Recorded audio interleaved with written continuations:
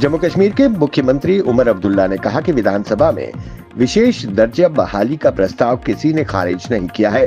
ये पूरी तरह से जीवंत और वैध है। अभी इस पर दरवाजे बंद नहीं हुए। इस पर हम किसी भी स्तर पर चर्चा के लिए तैयार हैं। पत्रकारों से बातचीत करते हुए उन्होंने कहा, इस पर आगे की कार्रवाई की प्रक्रिया को जम्मू कश्मीर को पूर्ण राज्य का दर्जा के बाद गति दी जाएगी। वहीं रिजर्वेशन पर उठ रहे सवालों पर उन्होंने कहा कि हर वर्ग की अपनी उम्मीदें और आकांक्षाएं हैं। उमर अब्दुल्ला सरकार ने एक कैबिनेट उप समिति के गठन का निर्णय लिया है ताकि किसी के साथ कोई भेदभाव न हो। जम्मू कश्मीर में कांग्रेस की नैया को भी पार कराने के लिए प्रदेश कांग्रेस अध्यक्ष तारिक हमीद कर्रा लगातार जुड़े हैं। वो जमीनी सतह के कार्यकर्ताओं, ब्लॉक प्रधानों से मिलकर पार्टी से संबंधित फीडबैक भी ले रहे हैं। लंबे समय बाद ब्लॉक प्रधानों के साथ प्रधान का संवाद हो रहा है। एक हफ्ते तक जम्मू में बैठकें करने के बाद हामिद कर्रा श्रीनगर में ब्लॉक प्रधानों के साथ मिलेंगे ताकि बिना किसी हिचक से सही जानकारी मिल सके। इस कोशिश में जम्मू में ब्लॉक प्रधानों के साथ गत दिनों हुई बैठक में कई नेताओं की कार्यप्रणाली का पता चला। उन्होंने कई कांग्रेस के वरिष्ठ नेताओं पर भी सवाल उठाए। जमीनी सतह पर कुछ आधार कमजोर होने के लिए नेताओं का एक्टिव न होना है।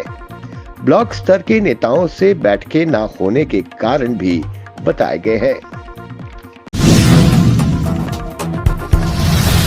पर्थ में भारत और ऑस्ट्रेलिया के बीच 5 मैचों की टेस्ट सीरीज की शुरुआत हो चुकी है। ये सीरीज दोनों टीमों के लिए महत्वपूर्ण है और ये साफ हो जाएगा कि कौन सी टीम वर्ल्ड टेस्ट चैंपियनशिप के फाइनल में पहुंचेगी। भारत को कम से कम 4 टेस्ट मैच जीतने की जरूरत है। पर्थ टेस्ट का दूसरा दिन भारत के नाम रहा। टीम इंडिया ने अपनी दूसरी पारी में बिना विकेट गंवाए 172 रन बना लिए हैं। फिलहाल केएल राहुल 62 रन और यशस्वी जायसवाल 90 रन बनाकर क्रीज पर है। आज तीसरे दिन ये देखना होगा कि भारत कितने रन जोड़ता है और फैंस को यशस्वी जायसवाल के शतक का इंतजार रहेगा। उत्तर प्रदेश की 9 सीटों पर हुए उपचुनावों के परिणामों से एक बात साबित करती है कि दलित लोकसभा चुनाव से उलट पूरी तरह समाजवादी पार्टी के पाले में नहीं गया है। दलित बटे हुए दिखाई दिए। कुछ प्रतिशत मायावती को जरूर मिला, लेकिन बड़ी संख्या में वोट बीजेपी के पाले में जाता हुआ दिखा। कांग्रेस के इस चुनाव में न उतरने का नुकसान भी इंडिया गठबंधन को हुआ है। इस बार पारंपरिक दलित वोटरों ने समाजवादी पार्टी की साइकिल सिंबल का बटन दबाने से परहेज किया है। बीजेपी को यहां पर 7 सीटें मिली है। महाराष्ट्र विधानसभा चुनाव के रुझानों में बीजेपी के नेतृत्व वाली महायुति गठबंधन को प्रचंड बहुमत मिला है। भाजपा सबसे बड़ी पार्टी बनकर उभरी है। वहीं कांग्रेस गठबंधन को बुरी तरह हार का सामना करना पड़ा है। जीत के बाद मुख्यमंत्री एकनाथ शिंदे, डिप्टी सीएम देवेंद्र फडणवीस और डिप्टी सीएम अजित पवार ने एक साथ आकर मीडिया से बातचीत की। इस दौरान सीएम शिंदे ने जीत को ऐतिहासिक बताया। उन्होंने कहा कि लाडली बहन योजना को जनता का पूरा प्यार मिला। साथ ही किसानों, युवाओं और बुजुर्गों के लिए चलाई गई योजनाओं का भी लाभ मिला। सीएम एकनाथ शिंदे ने अपनी सरकार में हुए विकास कार्यों का भी जिक्र किया और कहा कि राज्य में आधारभूत ढांचे के कई मेगा प्रोजेक्ट शुरू किए गए। वहीं डिप्टी सीएम फडणवीस ने कहा कि जनता ने जो समर्थन दिया उसके लिए मैं नतमस्तक हूं और ये जीत हमारी जिम्मेदारी बढ़ाने वाली है।